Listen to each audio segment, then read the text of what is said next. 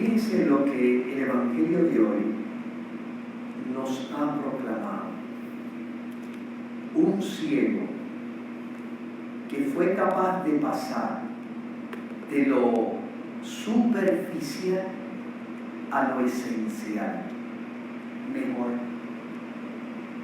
Un ciego que fue capaz de vivir lo que dice el Principito, la obra de Saint-Exupéry, donde dice el Principito, hablando la zorra con él, le dice: lo esencial es invisible a los ojos. Eso es lo que nos recordaba la primera lectura. La primera lectura donde aparece el profeta Samuel, el último de los jueces en el Antiguo Testamento, porque los jueces, como ustedes conocen, eran esas figuras carismáticas que surgían de tiempo en tiempo en el pueblo de Israel para dirigirlos ante situaciones particulares, ante luchas, ante batallas. Y Samuel fue el último juez antes que surgiera la institución de la monarquía. Y aquí el Señor elige al rey David, al futuro rey David, para convertirse después de Saúl en rey de Israel. Pero lo importante de este relato del primer libro de Samuel es que está diciendo algo que es fundamental. Miren lo que dice el Señor al profeta Samuel. Samuel ve a los hijos de Jesé, que es el papá de David, y ve a los hermanos mayores fuertes, hermosos, y dice: estos son los que elige Dios. Pero miren lo que Dios dice. Dios no ve como los hombres, que ven las apariencias. El Señor ve el corazón. Las apariencias, Él es capaz de descubrir lo íntimo, lo que no se ve, lo permanente, no lo transitorio. Esa frase, que es tal vez lo más importante, porque nos da el tono del significado del Evangelio de la curación del ciego. Porque la elección de David, Dios fue capaz de enseñarle, educar a la gente a comenzar a ver como ve Dios, no a ver superficialmente. El Señor no elige a los más poderosos, a los bellos y fuertes. El Señor elige al pequeño, al que es el último. El Señor ve las cosas al revés de como lo ven los hombres. Ese es el modo divino de ver. El Señor ve las cosas al revés de como lo ven los hombres. Porque Él no se fija en las apariencias, Él se fija en el corazón. Por eso esta lectura nos lleva de la mano para poder entender el acontecimiento de lo que le pasó al ciego de nacimiento. Lo más importante para el ciego no fue que recobró la vista del cuerpo, es que comenzó a ver las cosas como las ve Dios. Y por lo tanto su ceguera física recibió con la sanación del cuerpo, lo más importante, la sanación del alma. Porque hay gente, y es lo que dice el Señor al final del Evangelio, cuando le dice a los judíos: si ustedes estuvieran ciegos no tendrían pecado, pero como decís que veis, vuestro pecado persiste. Hay gente que ve con los ojos de la carne, pero están ciegos en los ojos del Espíritu. Hay gente que no ve las cosas superficialmente, y no es capaz de descubrir lo transitorio. Hay gente que no entiende que lo esencial es invisible a los ojos. Por eso, fíjense qué cosa más interesante. Este evangelio comienza con una pregunta que hacen los discípulos a Jesús. Los discípulos, viendo a este ciego de nacimiento, dicen: ¿quién pecó? ¿Él o sus padres? El Señor dice: ni pecó él, ni pecaron sus padres. Esto es lo que él está experimentando. Es para que se manifieste la obra de Dios. Vamos a leer las palabras del Señor, que son mucho mejores que las mías. Miren lo que dice: ni este pecó ni sus padres, sino para que se manifiesten en él las obras de Dios. Los discípulos tenían una visión deficiente del sentido del mal en el mundo. Lo veían siempre en el esquema de la justicia. Castiga a los malos, premia a los buenos. ¿Quién pecó, él o su padre? Este mal que está en el mundo tiene que tener una causa humana, fruto, por decir así, de la justicia divina ante las acciones pecaminosas de los individuos. El Señor le dice: no, ese no es el único esquema para entender el mal en el mundo. Hay un esquema más hermoso, que es el esquema de la misericordia, que vence el mal a fuerza de bien. Hay un esquema más hermoso que el esquema de la justicia, que nos aparta de Dios. El esquema de la misericordia nos acerca a buscar su mano providente con confianza, que algunas bendiciones vienen envueltas en sufrimientos. Por eso, cuando nosotros vemos en el Evangelio que el Señor le está diciendo: no, aquí no es la lógica de la justicia, aquí es para que se manifieste la obra de Dios, es la lógica de la misericordia, porque algunas bendiciones vienen envueltas en sufrimiento. Y dése en cuenta que al final este ciego, cuando daba gracias, ¿saben por qué? No solo por la curación, daba gracias porque su ceguera fue la oportunidad para encontrarse con lo más importante en su vida, con Jesucristo, que es la luz del mundo. Él, podríamos decir, se encontró con lo más importante en su vida, que era poder ver las cosas, no con la superficialidad de los acontecimientos que pasan, sino ver que detrás de todo hay propósito, hay obra de Dios. Por eso, él podía decir al final, porque ya leyó el capítulo final de toda esta lógica de la ceguera, de todo este sufrimiento, él ya leyó el capítulo final y ahora puede entender los capítulos anteriores. El ciego podía decir: gracias, Señor, no solo porque me curaste, gracias porque me diste lo más importante, la luz de la fe. El ciego podía decir: gracias, Señor, por la ceguera, porque era ciego, hoy es que puedo ver. Yo era ciego y ahora veo. ¡Qué gracia más maravillosa! Se canta en un cántico afroamericano, cristiano, Amazing Grace, como se conoce ese hermoso cántico. How sweet the sound that saved a wretch like me.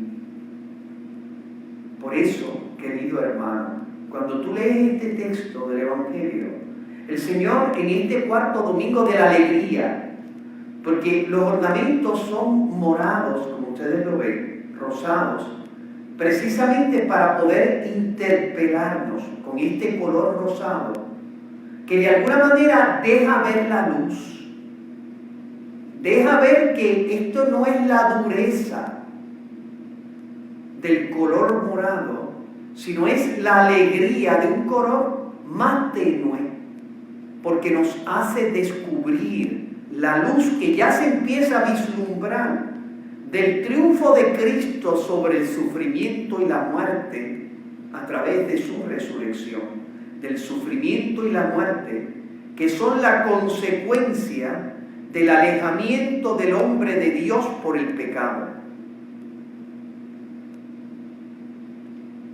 Pero el Señor nos dice claramente en este Evangelio, comienza a ver las cosas como las veo yo.